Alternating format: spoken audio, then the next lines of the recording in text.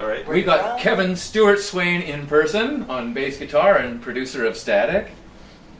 And we've got Marco Obera, notorious as Jerry Doucette's drummer, and Marco Ibarra. I was Ibarra. Ibarra. You come to this country, Ibarra. And we have the one and only Ray Roper, star of Stage and Screen, and Stonebolt, and Barracuda, and all cool stuff like that. Well, you guys Harlow. And this is Al Harlow. Yeah. From Prism. Yes. Okay. Imprisoned. What's it like producing? You know, you guys are usually behind. Well, everybody, most of us here are producers, right?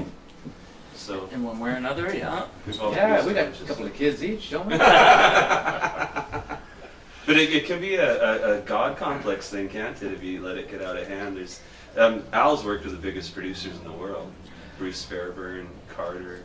It's been fun co-producing with guys like that, yeah. And but yeah, I think everyone in these chairs is capable of producing a record. I mean, a good friend of mine, Warren Canada, the Ultravox band, when they were on their 10th album or something, and they said, well, what should we do? Now all four of us are capable of producing, so someone has to wear the hat. Mm-hmm. You kind of get the final say, depending on how much power you have. If you're independent, you have the final say if the band says you do.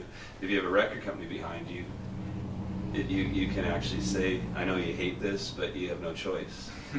So it depends on your Somebody's got to take the reins. yeah. Someone has to just have an overview and go.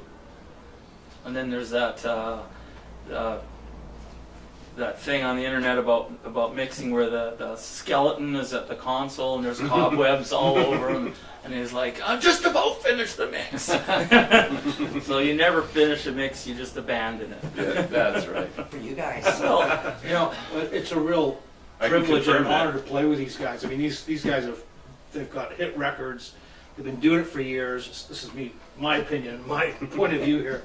I'm totally honored to be playing with these guys, and it's almost like a super group here of guys from different bands. You know, like they used to do back in the day. They used to put these super groups together, and that's how I see this tonight. Nice. we were working with the Static Band.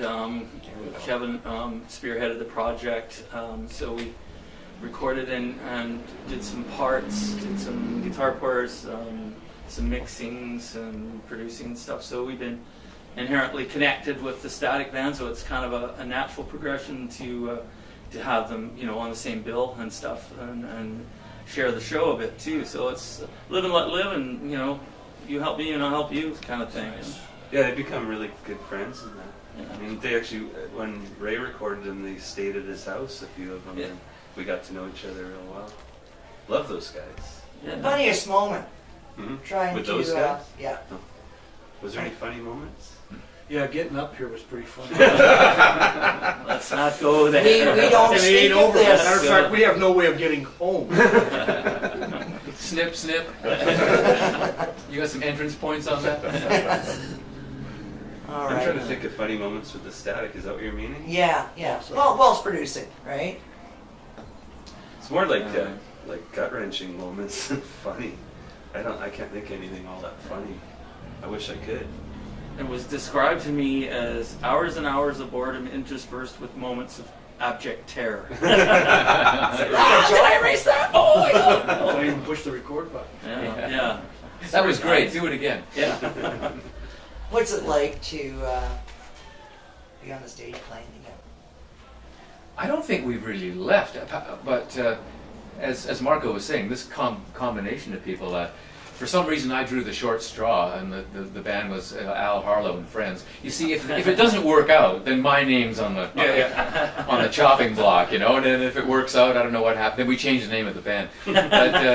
But it really is fun, and we can blame Kevin for putting us all together and coming up with this combination. But we all looked at each other and said, well, you have hits to play. We have to play each other's hit songs, you know. So it's a kind of a greatest hits compilation album up there. So, but none of us have really left the stage, and you know, Prism's on the road all the time. These gentlemen are playing all the time, and so it's just going to be nice looking around and seeing some other smiling friends instead of the usual bums that I'm always with. Yeah. Okay, if I can get each individual one, just talk a little bit about. We'll start with you, sorry, and we'll start to talk about what you're doing now, right?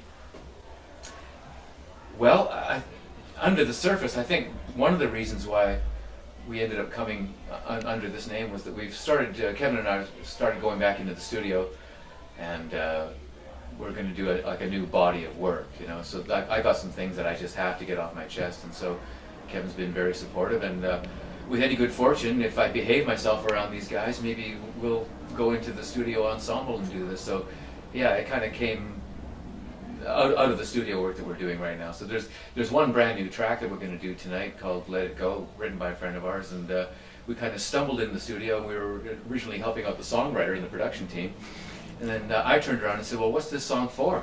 And the writer, Devin Rice, said, well, we're hoping it's going to be on your next album. So that started all this. So rumor of another album. And Yeah, I think there's an interesting dynamic and dichotomy that happens with us considering that we're all from established other projects. You know, we're all, you know, doing it in our own right on a day-to-day basis, but when you bring these particular people together, there's an interesting thing that happens, and that magic is where we're aiming at. We want to bring out that magic, and then ultimately get in the studio and put some of that, you know, down. So yeah, we're not quite sure where it's going to lead, but you know, there's some great talent and great people here, so there's awesome potential, and that's what we're aiming towards. in the back. I'm sorry, what was the question again? What are you doing? What have you been doing? What are you doing now? Well, I play music. I play drums with a number of what they call a drum slut. Hang around, but again, like I was saying, that's the truth. I'm honored to be playing with these guys. I'm also a videographer, and at the moment I'm producing a documentary on the casualties of rock and roll. And I was just over in Europe, in Wales actually, in Swansea, Wales, interviewing some well-known musicians from Dire Straits and Gentle Giant and Dave Edmunds and other bands that I met in a pub. And I started interviewing them like you're doing with us, and I found at the end of the day, after looking at all this footage, I just thought to myself, you know what, these guys they've got some serious stories, and they're casualties of rock and roll. Right. Cool. So that might be the name of my documentary, Casualties of Rock and Roll. I'll have to interview these guys after.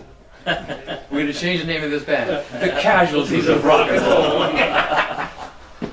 All right, Kevin. What are you doing, Kevin? What am I doing? Well, I like we said, we did the Static album. That was a team effort. Like, I got my name on there, but these guys were always helping. They've got way more experience and years than me.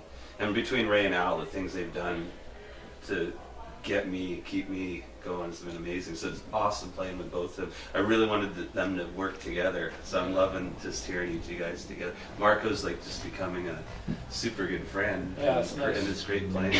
This isn't like you're at rock bands that we don't have the drama. This is a bunch of guys that like being together. Don't We're have the friends. trauma either. The drama, yeah.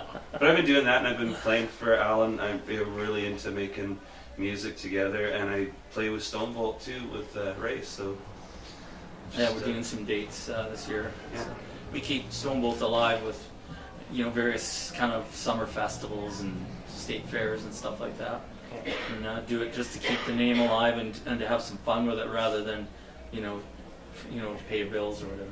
But anyway, it's great to be back in Quesnel. I mean, we realized that we've been playing here all our lives. Like, we pulled into town and I thought, I did this when I was a kid. Yeah, we played there. And we've actually played this very venue back when we were playing under different names, and this venue went by different names. But the production here, the stage is first class. I mean, you know, it really is you can tell when you walk in when the venue is really suited for first class production and a great show. So we've got a 40-foot stage to work with, and it just sounds great up there. So we're just hoping that everyone out in the audience is going to feel the same. Hope that if there's any kids out there that think we're their father, yeah, we'll be doing paternity tests and stuff. still be here. Thank you, guys. Alrighty. Cool.